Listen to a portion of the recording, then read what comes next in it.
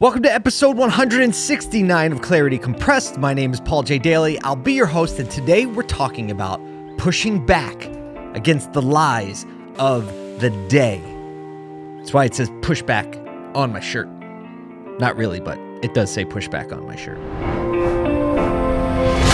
We're making our way through the fog of life, and clarity is understanding where we are on the map. You are here. Let the good times roll. This is Clarity Compressed. All right, this week, actually this shirt inspired me to talk about this topic. As we have gone through the last 18 months, specifically, just like a lot of eras and a lot of time periods, there are certain things that begin to creep up. And a lot of times those things can be destructive because they're lies. Lies are destructive. And, things, they blow up. I've been trying to make something blow up every episode, so try to make it blow up this way. I think it came back down. But either way, pushing back against the lies of the day. Every period has certain lies that begin to take root in our lives and in our hearts, and they begin to affect the outcomes. And often they get in the way of the outcomes we actually want because we start to believe the lies or walk in or act out the lies. So this book, The Freedom of Self-Forgetfulness, introduced which has been a life-changing concept for me. And sometimes it's just a little tweak that makes a big difference. So here it is. Self-forgetfulness is actually not thinking less of yourself. It's actually not thinking more of yourself. It's thinking of yourself less. Like forgetting yourself, being in the moment, being outwardly focused and not so inwardly focused. And what this ties into are some of the lies that I see being perpetuated today. I see it on social media all the time. I hear it in clubhouse rooms. I see it in my own life wanting to come out. I see it in others.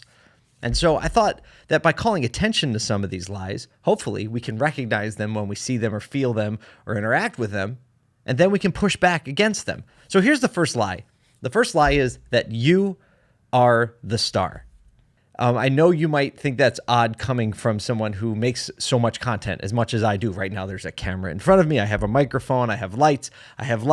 We edit this. We put it out. What do you mean that the lie is that you are the star? Here's what I mean. The lie is that I am the most important thing. And even if you're not somebody like me that makes a lot of content, you might think, well, I'm never the star. But that's not true because the mindset that you go into your day with can really easily migrate to the point where you're the most important thing. Your posts are the most important, or your role is the most important, or how you look on the Zoom call is the most important, or your preferences throughout the day, how you want things to go at work, how you want things to go at home. This feeling that people should cater to you or view you as someone whose opinion or ideas or perspective or desire is greater than theirs.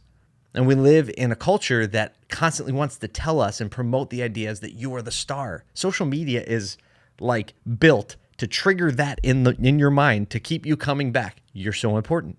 You're the star. You're so important. You're the star. That's the first lie. Second lie is that you can't disagree.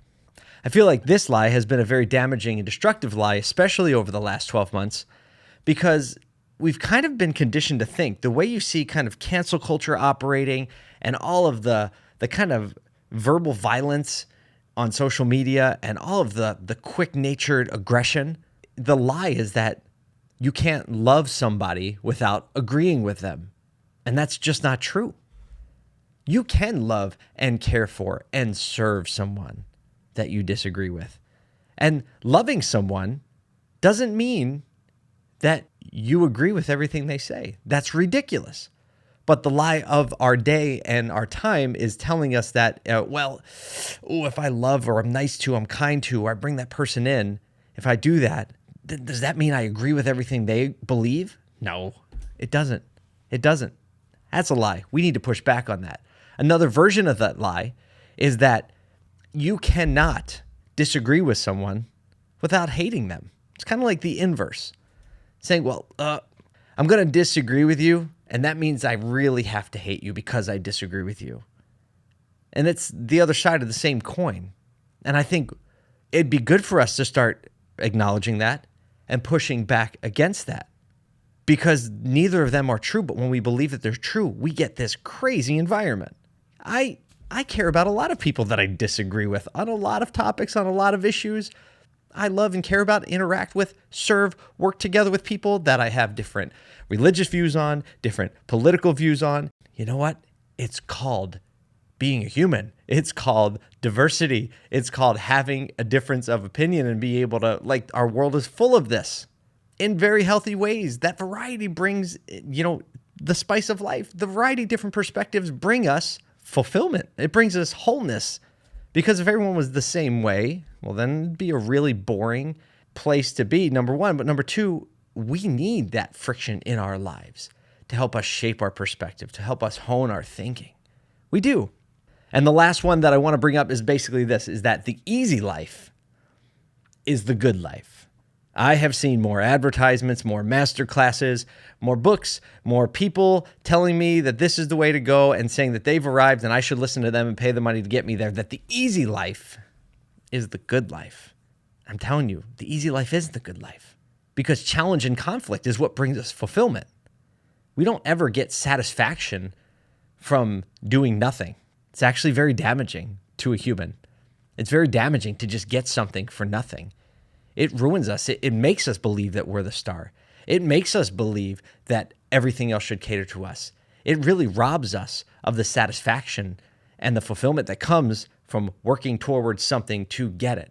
And pursuing this version of the easy life is very damaging. It's a lie of our culture. But just like anything, too much of a good thing will ruin us. So that third lie is that the easy life is the good life. Because let's think about it. It is easy to tear things down. But building things up is much harder. It's easy to blame people, blame others, and make excuses, but it's hard to take responsibility and accountability and to do something about it. It's easy to be offended. Oh my gosh, if you don't think it's easy to be offended, just click on one Twitter post and then read the comments. It's really easy to be offended, but giving grace is much harder, which is why you don't see much of it.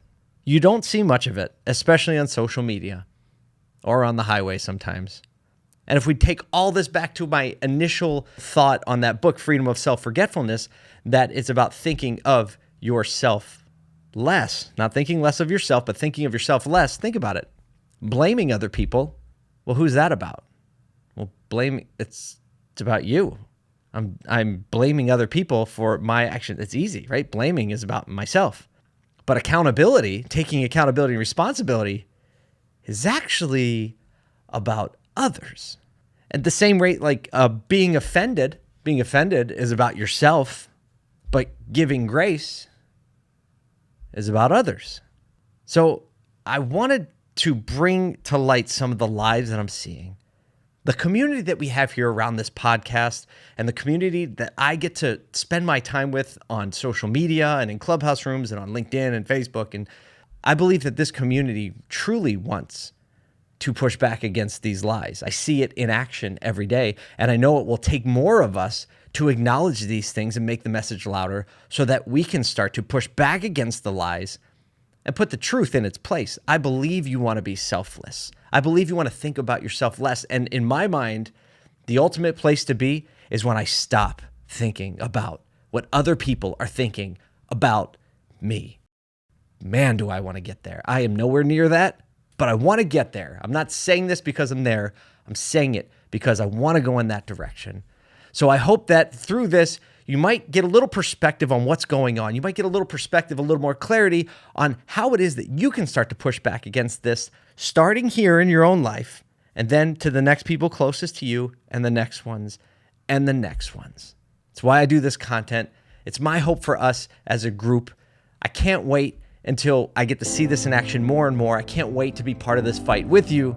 And until next week, I hope you keep pushing back against the lies and you keep pursuing that perspective and that clarity that is truly selfless and is about others. I will see you next week.